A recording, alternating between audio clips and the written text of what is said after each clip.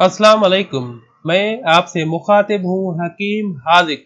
आज मैं आपको बताऊंगा हमल ठहरने के बुनियादी अलामात।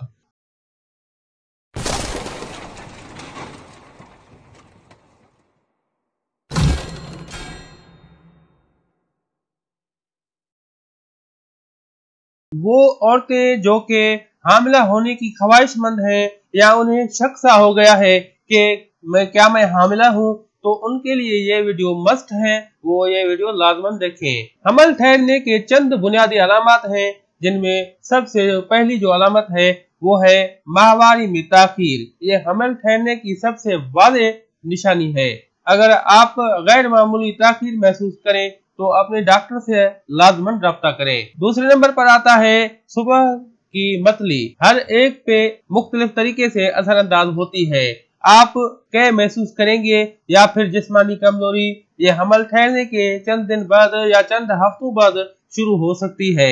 अगर आप खुशकिस्मत हुई तो आपको ये तजर्बा होगा ही नहीं। इसको सुबह की मतली कहा जाता है, लेकिन जरूरी नहीं है कि ये मतली सुबह के ही वक्त हो, बल्कि ये सुबह या रात के किसी भी वक्त हो सकती है। उसके बाद नंबर 3 पर आता है, अगर आपको बार बार कज़ाए हाजत के लिए जाना पड़े तो ऐन मुमकिन है कि हमल ठहर गया हो। पहले 3 माह में जिस्म में होने वाली हार्मोन की तब्दीली की वजह से बार बार कज़ाए हाजत के लिए जाना पड़ता है। नंबर 4 पर है थकावट का महसूस करना। हमल ठहरने की अलामत में से एक अहम अलामत है और ये ज़िमनी असरात होते हैं जो हार्मोन प्रोजेस्टेरोन की आपके जिस्म में बढ़ने की वजह से होती है। अगर थकावट की कोई और हकीकी वजह नहीं है तो दूसरी अलामत का जायजा लीजिए कि कहीं हमल तो ठहर नहीं गया। नंबर 5 पर कुछ माओं का यह कहना है कि जब पहली मर्तबा उन्हें हमल ठहरा तो उन्हें अपने मुंह में अजीब सा जायका महसूस हुआ। कुछ औरतों को कुछ खाने नापसंदीदा लगने लगे, जैसे कि मछली वगैरह। नंबर 6 पर है, यानी औरत की छातियों में के जो निपल होते हैं, निपल की आसपास की जिल्द को हाला कहते हैं। और हमल ठहरने की एक निशानी यह भी है कि ये जगह बड़ी और उसका रंग गहरा स्याह होने लगता है।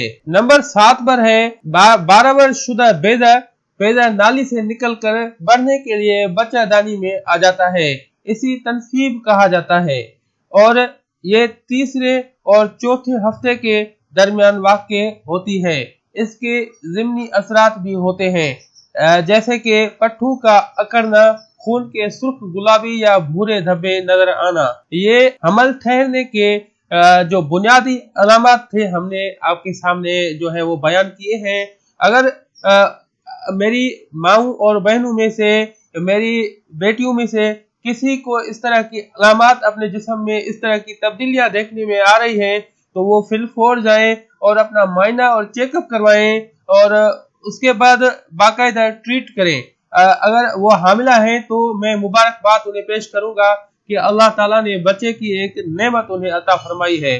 अगर वो हामिला नहीं है तो अपना मुकम्मल ट्रीटमेंट करवाएं, क्योंकि इस किस्म की अलामत हमल ठहरने में भी देखने में आती हैं और उसके अलावा कई एक कॉम्प्लिकेशंस में इस तरह की मिलती जुलती अलामतें देखने में आई हैं।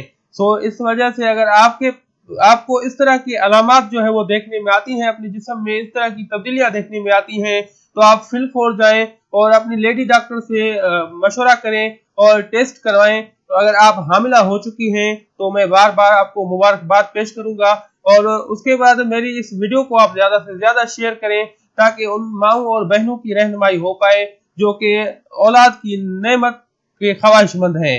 और मेरे अजीज साथियों, अगर वीडियो अच्छी लगी हो तो इसे लाइक कीजिए और अगर अच्छी न लगी हो तो डिसलाइक कर दीजिए।